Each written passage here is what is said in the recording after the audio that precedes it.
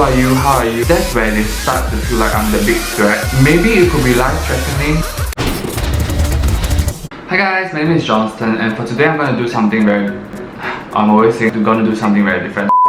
Okay, this is really something different, okay? I'm gonna spill the tea of what happened to me in the media world. I'm gonna talk about 2 incidents. Yeah, I'm just gonna tell you like some horrible people that I meet in the social media world, and especially when it comes to like pageants and how fake some people can be. It's gonna be all of this today, and I'm gonna do that while applying my makeup, and this is gonna be like a little spilling the tea and getting ready with me, so wow, it rhymes. Yeah, so this is just a very casual video. You're not gonna learn anything out of this except for like how disgusting fake people can be in the world.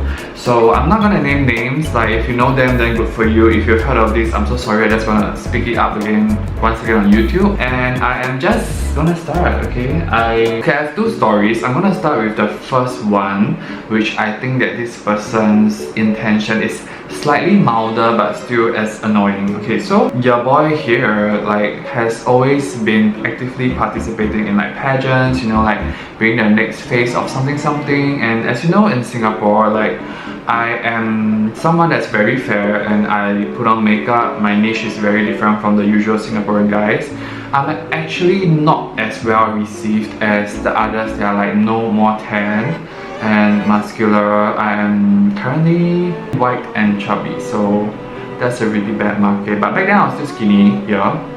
They didn't really like the K-pop or J-pop kind of feel, so they were not into it. They are like, you know, very alpha male, masculine, tan, chiseled bone, that kind of look. Okay, so anyways, I went to take part in some kind of search for the next phase of a certain event or organization, and then I had to, you know, I got in. I was in like the top whatever amount there was, where we had to do another show somewhere. For this event, right, we had to do a little like training boot camp, so I had to go for the boot camp, and that's where you meet the other contestants. You know, like normally for me, right, I've already participated in this kind of events for like so long. I know they're not gonna like get me, and if they do, this is just a bonus. If they don't, it's just exposure for me, and I just get to learn something because I have never been to a boot camp where they really teach you how to catwalk and stuff.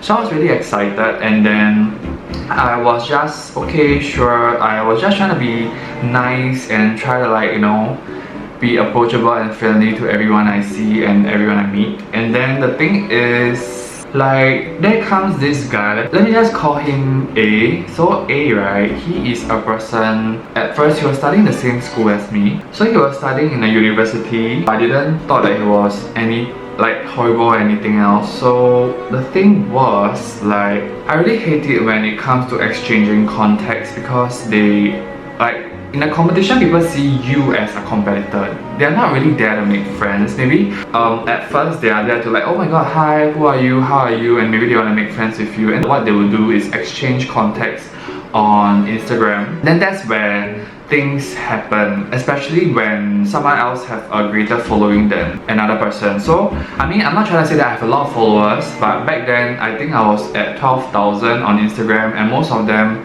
had only like a few thousand, and then that's where they start to feel like I'm the big threat, you know. But I mean, I do makeup and I do cosplay. That's totally different from modeling, and most of my fans are overseas because, like, I mean, no one supports my look here in Singapore, so they start to feel threatened. And there's this person A, I remember he was somewhere like, I don't know, 800-900 followers. So to him, someone at 10,000 and more, it felt like a little amazing to know someone like that.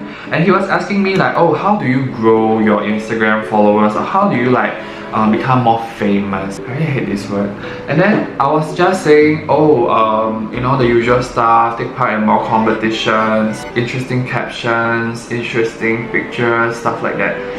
Yeah, so he was asking me how long do you think it will take for him to reach 10,000. I was saying like, oh, maybe if you work really hard and then if you keep churning like interesting content, maybe it will take about 1 to 2 years. Okay, so the thing was, he asked me how long did I take to reach actually 12,000. So I was thinking like, I think it will take about 2 years or so. And the next thing he said was, I'm gonna take a shorter time than you to reach 12,000 and I'm gonna beat you. And then for me, I was like, why is this so competitive suddenly? Like, I mean, this is not even the competition that we're competing. This is just like Instagram, like following, and everyone has a niche, you know. Like, you can be really famous and get 100,000 like followers, and I mean, that's you, that's good for you, that's not me. We are gonna have different followers. Like, why are you comparing us when you are more of the alpha male and I am not really that kind of look? Like, why are you so obsessed with like followers, you know? I didn't really have a very good impression of that because it just sounded so snobbish and disgusting. We had other trainings and whatnot. So obviously I was older back then. I was like 25, and then he's a lot younger. He was 22 back then.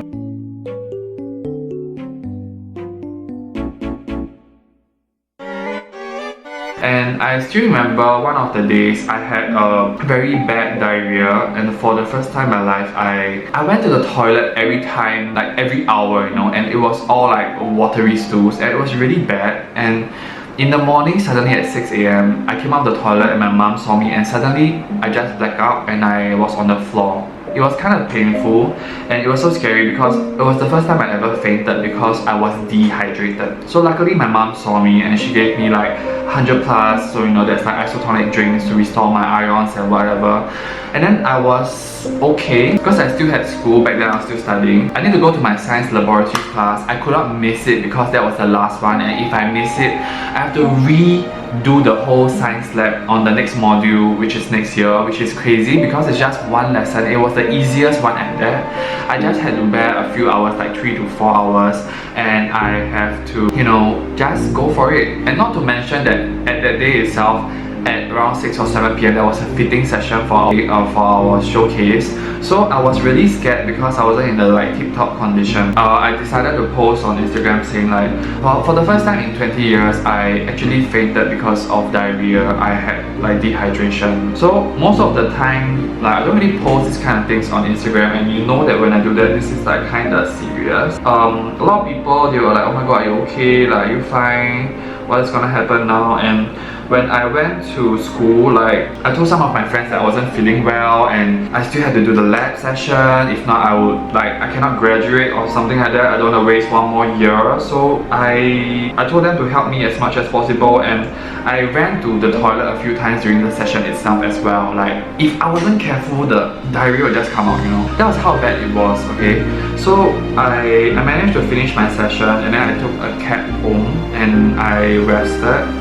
Then at night I had the fitting session. So like while I was resting at home, I saw his DM saying shouldn't it be 25? And then I was like, you know, that's really insensitive. Like, someone fainting and the first response you can think of is someone's age. Someone literally almost fainted, and I don't know, if I did it at a time where there was no one around, maybe it could be life-threatening. Like, if it wasn't at 6 AM, if it was 3 or 4 AM, I'd lay down there for like a few hours and no one would have known what the hell is happening.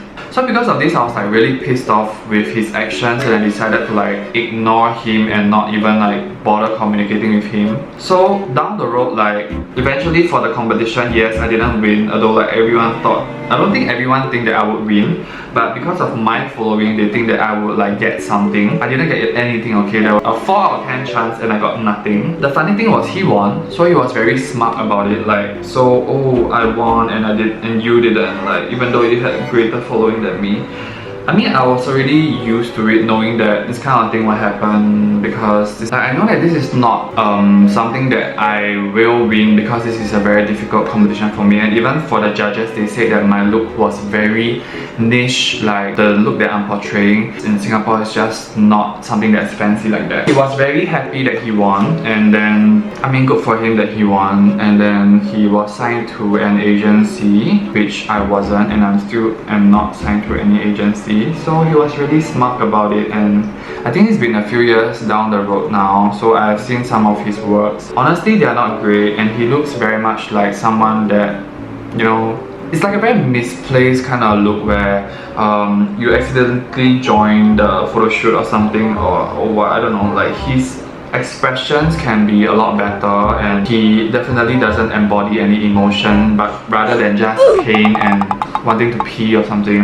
I really don't know why the clients actually hire him, but if you like that kind of face, sure, I don't care because you're paying for that. So that is what you get. And the funny thing was, like, actually it has been a few years, I think at least 3 years, and his following is still at about like 1,000 or not much. So he's only gained like a few hundred over these few years, and like, I guess, you know, getting followers isn't as easy as he thinks, and I'm not so sure of his opinion about it now. I personally think that it's just a number and it doesn't mean anything. Yes, it does help you get sponsorships and all, but the thing about it is, I think the message that you put across on Instagram is more important than your following, and that is when people follow you. Why do you want to follow someone that has no substance or that doesn't add any value to your Instagram? I mean, to your life actually.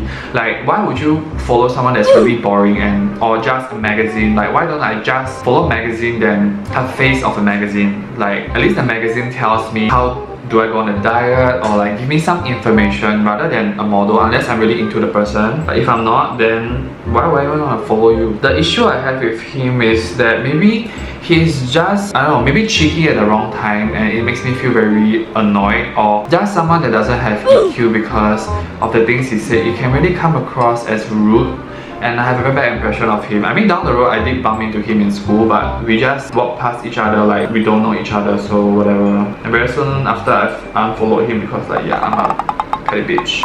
So that is the first part of the story, and then this is the second part that is going to be even juicier. I realized that I'm ranting a lot. I'll probably split it into a part 2 because I don't know I can talk so much while just applying makeup for like a short session, but okay. So I'm gonna talk about part 2, and this one is someone that is even worse, and he is actually doing quite well in the media industry right now. Honestly, like, him winning, it could have been down the table, like between his sugar daddy and I hope you guys enjoyed this. Here's the lucky shout out video from the last video. So if you want to increase the chance of getting a shout out, do remember to put this devil emoji in your comment. So I actually picked one of the comments as a shout out for the next video. And if you enjoyed this video, do give me a like, and also comment down below whether you want to hear more other juicy stories. Remember to subscribe to me and on the notification bell so you know when my next video will be uploaded. See you in the next part for more juicy stories.